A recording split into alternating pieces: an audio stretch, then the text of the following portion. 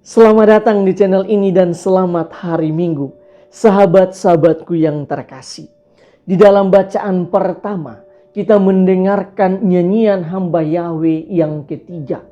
Nyanyian ini mengungkapkan kisah tentang hamba Yahweh sendiri, di mana ia memilih jalan penderitaan secara sukarela dengan memberikan punggungnya kepada orang-orang yang ingin memukulnya.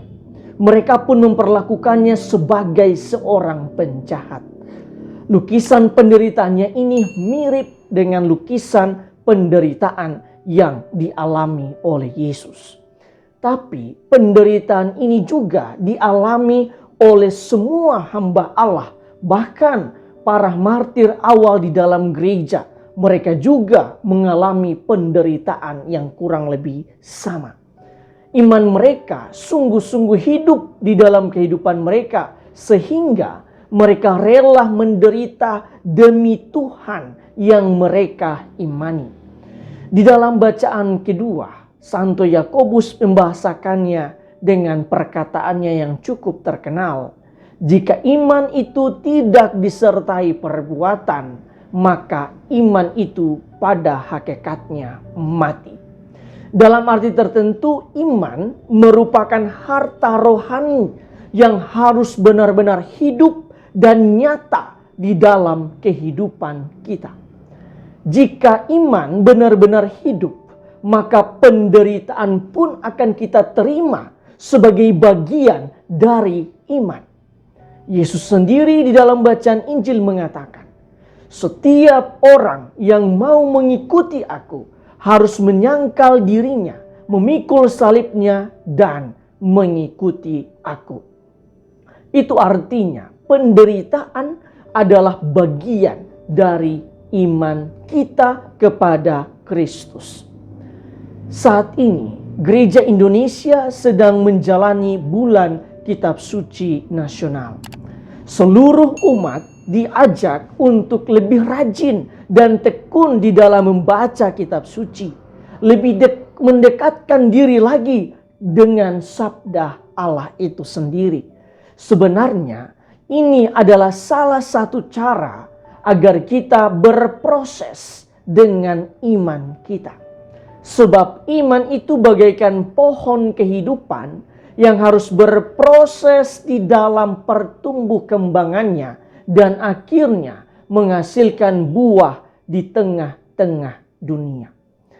Dalam arti tertentu, iman tidak sekedar dimiliki begitu saja, tetapi iman harus berproses, berbuah, dan akhirnya hidup kita bisa menjadi inspirasi bagi banyak orang.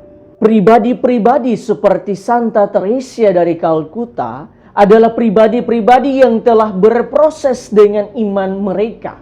Dan akhirnya mereka pun bisa menghasilkan buah di dalam kehidupan mereka dan bahkan mereka menjadi inspirasi bagi dunia. Sahabat-sahabatku yang terkasih, sampai di sini saya suka merenungkan beberapa remah permenungan. Pertama, Santo Yakobus mengatakan bahwa iman tanpa perbuatan adalah mati. Artinya, iman yang kita miliki haruslah benar-benar hidup dan nyata di dalam kehidupan kita. Kita tidak bisa mengatakan bahwa kita adalah orang-orang beragama atau kita adalah orang-orang beriman, padahal hidup kita tidak mencerminkan iman kita. Di dalam kekristenan, buah dari iman adalah kasih. Karena itu, kasih dan segala wujud nyata dari cinta kasih itu semuanya harus kita hidupi di dalam kehidupan kita. Kedua, beriman yang benar berarti kita mampu bertindak sesuai dengan kehendak Allah. Artinya, kita masuk ke dalam cara berpikir, cara merasa, dan cara bertindak menurut Allah sendiri dan bukan menurut diri kita sendiri. Di dalam bacaan Injil, Yesus mengungkapkannya dengan sebutan menyangkal diri. Artinya, kita bertindak dengan tidak mementingkan kepentingan diri sendiri, tidak memperhitungkan keuntungan, dan tidak memperhitungkan kenyamanan diri sendiri, tetapi terbuka untuk melakukan segala sesuatu berdasarkan kehendak dan rencana Allah. Yesus sendiri telah memberikan contoh yang sempurna. Di Taman Getsemani ia berkata, "Bukan kehendakku yang terjadi, tetapi kehendakmu lah yang terjadi." Dan perkataannya ini nyata di dalam jalan salibnya. Dalam arti tertentu, menyangkal diri berarti tunduk kepada kehendak Kristus dan menolak keinginan, ambisi, dan tujuan pribadi demi menjalankan apa yang Allah kehendaki untuk hidup kita. Ketiga, jika kita telah memiliki pemahaman yang benar terhadap iman kita seperti 2 poin di atas, maka kita akan melihat semua penderitaan secara positif.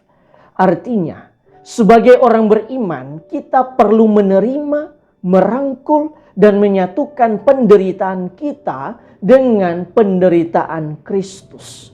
Dalam kacamata iman, ketika kita mengalami penderitaan, kita bukannya mengeluh tetapi bersyukur karena kita telah mencecap sedikit penderitaan Kristus. Salib yang kita pikul bukan lagi beban, tetapi anugerah yang harus kita syukuri. Jika kita mampu sampai pada titik itu, maka penderitaan Kristus akan memberi daya dorong bagi kita untuk tetap setia dan taat pada kehendak Allah meskipun kita mengalami banyak kesusahan dan penderitaan. Tuhan memberkati kita semua.